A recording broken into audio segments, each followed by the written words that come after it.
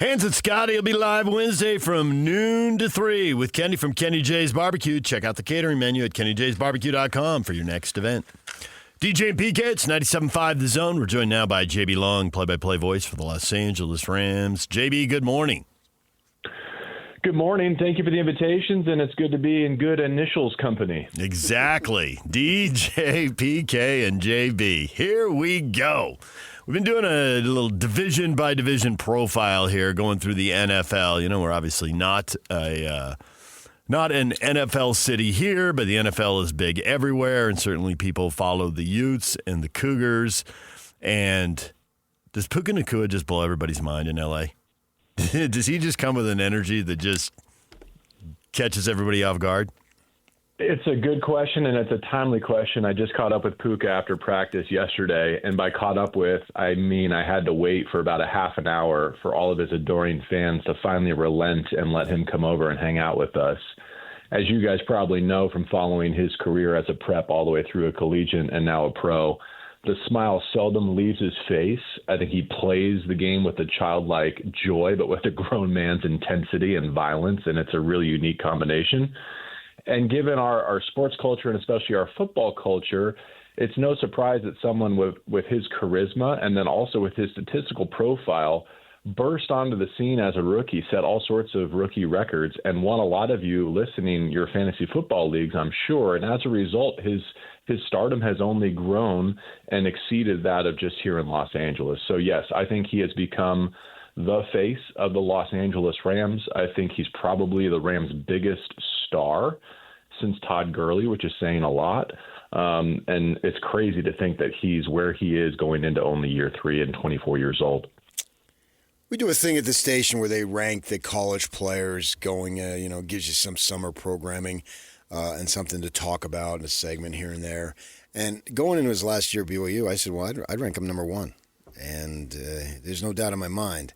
And he's that type of player. And, I'd heard from the BYU coaches and all. And plus, we saw him in high school, blah, blah, blah. Know the family, watch them play. And the thing about it is I just couldn't understand how he lasted until the 5th round. It blew me away then. It blows me away today. And maybe to the degree of the success that he's had in the NFL is a little surprising. But in my mind, the fact that he's having success is not a surprise. Well, good on you. I hope you were just as good in your stock picks, and you were in early on Apple and Google and Nvidia too, because you're probably closing in on retirement. I am closing in on retirement, but I don't know anything about that stuff. I've watched 40 years of football, 40 years of college players. What I love about the story that you just told and how it pertains to the Rams is, yes, they are ahead of their growth curve because they landed someone like Puka Nacua in the 5th round, and they should be congratulated for that. And yet they say it with such humility and almost like a bashfulness, because even though they were the one team out of 32 that drafted Puka Nacua, he was the 20th receiver taken in that draft, and he was the Rams' 3rd 5th round pick. So if they were as confident as you were, they tell themselves all the time, and they say publicly, they certainly would not have rolled the dice and waited that long to draft a generational star. You say he's the face of the franchise. Normally that goes to a quarterback, especially if you have a veteran quarterback who has won a Super Bowl. Does Stafford not like the spotlight? Does he just kind of shy away from it? Or it's just Puka's charisma is just undeniable and cannot be stopped? Yeah, well, first, I think there's room for more than one, and Sean McVay is certainly one, and there's plenty of others, Jared Verse, the Defensive Rookie of the Year. But I think I'm kind of classifying certain things, and you're right to tease that out. Matthew Stafford going into year 17, 37 years of age, right on the cusp of I believe one more good year should cement it. Yeah, QB1 is always going to be that guy, and Matthew Stafford has been the big man on campus since he was a prep too. Big-time recruit at Georgia, number 1 overall pick. So definitely he has that brand name recognition. But I'm speaking to the young audience that crowds the hedges and the fences at training camp and will wait for hours for a picture or an autograph from Puka Nacua. I think he's just captured the imagination of the next generation of Rams fans. And he also has this pop culture vibe. Because of who he is off the field, some of the crowds that he runs with, his love for LeBron James and the Lakers. I think just the imagination of Los Angeles, he has been able to capitalize in a different way, a unique way relative to, the quarterback who made the confetti fall at SoFi Stadium a couple years ago. What are the chances that Britton Covey makes a team, because he's another beloved local here? Yeah, I'm happy to be, asked that question today, because I think the odds are growing by the day. I continue to watch the way that they're using him in their offensive huddle and the groups that he's running with, the personnel packages, and we know what he's capable of on special teams. The other great thing about the way that McVay and the Rams run their operation is, Davante Adams went through walkthrough yesterday. He's completely healthy. He's in great shape. But then he's in sneakers and a ball cap during, the first day of pads, and they're kind of just deloading him and giving him the Sunday day off, followed by the Monday double up day to keep him fresh. So Covey and others capitalize on the rest days for Puka, on the rest days for a Davante Adams. And so they're getting more than they typically would, I think, in other organizations. I'll be curious to see if he plays in the preseason and in what capacity, because if he continues to have good moments at receiver, I think there is room for Covey on this team as like a wide receiver 5 or 6 who brings special teams ability. That's probably why they targeted him in late veteran free agency. Are the Rams the pick in the division? There are people who would say the Niners. Obviously, they had a ton of injuries in San Francisco last year. Yeah. If they catch a break there, do you believe in Seattle or Arizona? How do you handicap that division? I think the NFC West is right there with the NFC North as probably one of the best divisions in the National Football League and the most challenging top to bottom. I don't think there's a break. I think it's 4 teams that have realistic playoff ambitions, and whoever doesn't make the playoffs out of that 4-team group is probably going to have some tough questions to answer next offseason. And of those 4, I think 2 have legitimate Super Bowl aspirations. Certainly the Rams are one of them.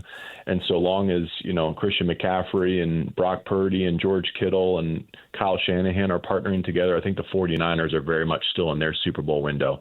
They had to make some hard decisions this offseason. I do think there can be an element of addition by subtraction in the National Football League, as ruthless as that is to live through. And then the other thing about San Francisco is when they have an off year, they really go to the bottom.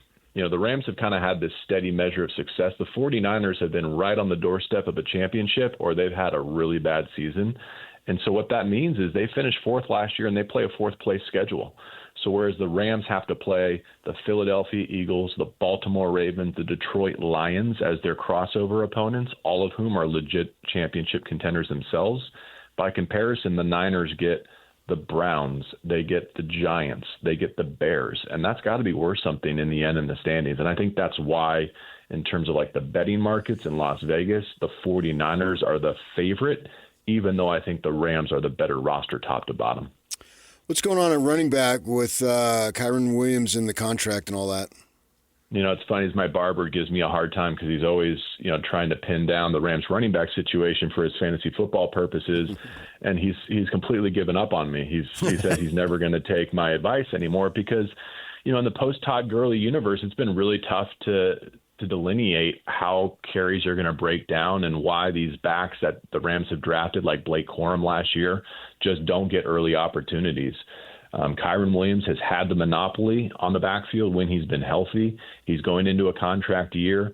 I think it's a big moment for him. I know they trust him, but at the same time, they spent pretty good draft capital on Corum out of Michigan and then Jarquez Hunter this past year. And it's hard to imagine that if you're going to use those draft assets at that position, that you're not going to find a way to deploy more than one. Now, I'm speaking out of both sides of my mouth here. I'm not giving you a good answer. But when Sean McVay finally becomes a running back by committee coach, I'll call you back and let you know I've not seen it happen yet. You've talked about hard questions being asked if things go wrong with some of these teams. With Arizona, they were like the first 3 years of Kyler Murray, 5 wins to 8 wins to 11 wins to a playoff berth. Everything seemed to be trending properly. And then 4 wins, 8 wins. Now, and maybe that's a sign they're coming back and there were injuries and all that, but that's not much winning for 3 years. They have changed coaches, and maybe they'll change coaches again. Can you put your finger on what is wrong with them and what happened and why what was trending well got derailed? Yeah, and no playoff success either. And that's where Kyler's getting paid like a franchise quarterback, and I think his skill set is one of a franchise quarterback. But if his results don't lead you to franchise quarterback things, then sooner or later you have to make a difficult decision, whether it's at that position, whether it's another change of leadership. And that's kind of what I mean in terms of it's got to be now for a team like the Arizona Cardinals. I think they're stacking blocks. I think their year-over-year improvement since they got this new regime in place has been solid. I like the way they addressed their defense this offseason. I think they're going to be a problem. I thought they were going to be good last year, and they were. They were on the front end of the schedule, another late season fade. But I'd be surprised if the Cardinals aren't right there in playoff contention come December and January this year. That being said, if they're not, yeah, I think they have to take a real serious look in the mirror because they've cleaned up a lot of things organizationally. I think they're taking good strides. But if they can't get over the top of Seattle and San Francisco and Los Angeles, then they got to try another avenue. McVay, I don't even think is 40, and he was very young when he got the job, I think at 30, and had success, obviously. But then there had been in the last couple of years talk of retirement. I haven't heard much this year. Has that calmed down? Yeah, I do think Sean's had the blessing and the privilege, and he's earned it, of kind of reinventing himself and finding the next chapter or chapters of his coaching career. Let's face it, most coaches don't get more than a year or two, and seldom do they get a second or a third opportunity. Sean, because of his rocket ship ascent, it's hard to believe that he is going into year 9, and you're correct to point out he's not yet 40 years old. You know, I do think he has the skill set to be a great broadcaster and will be an analyst at some point, but I also think he's found peace and an equilibrium as the head coach and the leader of this organization, be it through delegation and having the proper coordinators in place, being at ease with replacing the coaches that get picked off his tree year after year after year. Or even, you know, another way to say it would be, I thought there was probably a window where Sean's first coaching tenure was tied to the career of Aaron Donald and Cooper Kupp and even Matthew Stafford. And so long as that nucleus was together, he probably couldn't walk away from it. Well, Aaron Donald retired, and things are looking pretty good in the pass rush. Cooper Kupp is now a Seahawk, and things are looking pretty good with Devontae Adams and Puka Nacua. And I'm a believer that I think Sean's tenure with the Rams will now continue beyond Matthew Stafford, whether that's next year or a couple of years from now. My guess is he's in this for a longer haul than maybe any of us would have expected just a few years back. Curious where the Rams sit in the LA sports hierarchy now. I watch a Ram-Niner game, and I see what looks like 40 or 50,000 people in red. I don't even know if that bothers them or if they just say, hey, thanks for the money. How does that all work? Yeah, everyone's money is green, so that all cash is the same. And the more they can send the Niner fans home disappointed after collecting their cash, the better in terms of the long-term horizon here in Los Angeles. Look, this is an experiment somewhat unlike any other, right? To leave a professional city and the second largest city for a generation and then to come back and try to win those hearts over again. The Rams have done their level best with a ton of success, some just incredible community outreach, building the world's greatest sports and entertainment venue. But it's going to take time. It's going to take at least another generation before some of those Rams season ticket holders outnumber and outbid those from every other competing fan base that wants to come to LA and see their team play and see SoFi Stadium. Or, let's face it, LA is the ultimate melting pot in our country, and I love living here because of all the different cultures and all the different people domestically and abroad that come here to raise their family and to make their living. So I can't love and relish that and bemoan the fact that those people all have fandom, right? And so it's real easy for a Pittsburgh transplant to live and work here in Los Angeles and to pour his or her resources into one game worth of tickets and parking and concessions every few years, as opposed to the commitment that it requires of a Rams season ticket member to spend all those resources to be there week in and week out, so, you know, some 10, 12 Sundays per year. When Matthew Stafford, he's 37, so he's coming to an end. Quarterbacks can play longer. We've seen that. But when he retires, what is his wife going to do to keep her name in the public? I got nothing for you there. That's wise answer by you. Yeah. It's a good answer. Kelly and their daughters have been wonderful to have around. They really support Matthew in a unique and wonderful way. They have also really invested in this community. One of the most impressive things I've seen them do, Kelly specifically, is when the Fires knocked the Rams out of Los Angeles last year for their wild card game against the Minnesota Vikings. That game was played in Glendale, Arizona.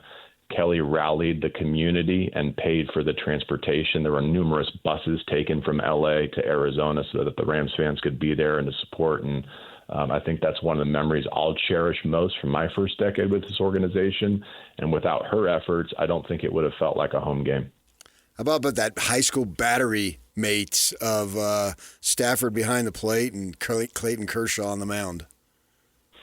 It really is something, right? And I think that speaks to just what an athlete Matthew is. He's a good tennis player, too, from what I understand. He's a pretty good stick on the golf course. Like I said, he's the man. He's been that guy since high school, but he wears it really well. He's easy to be around.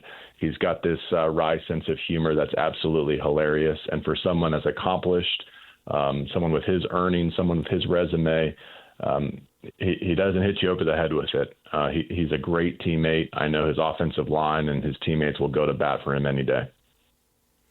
JB, we appreciate the time. Thanks for bringing the initials and bringing all the knowledge. Hey, anytime. Have a good rest of your show and preview throughout the NFL. Thanks for your interest, even from afar. I know we got a bunch of great NFL and especially Rams fans in the Salt Lake area, especially because of Covey and Puka. Yeah, well, we've certainly seen a lot of Laker fans at Jazz Laker games, and we saw a lot of USC fans at USC Utah games. So if the Rams ever make it up this way, there's probably Ram fans waiting for you, I'm sure. Hey, we just did training camp in Maui. Maybe we'll come to Rice Eccles or something soon. I bet the team votes for Maui again. See you guys. Thanks, JB. JB Long, play-by-play voice of the Los Angeles Rams. DJ and PK, it's 97.5 The Zone. When we come back, everything you missed in this show next. Stay with us.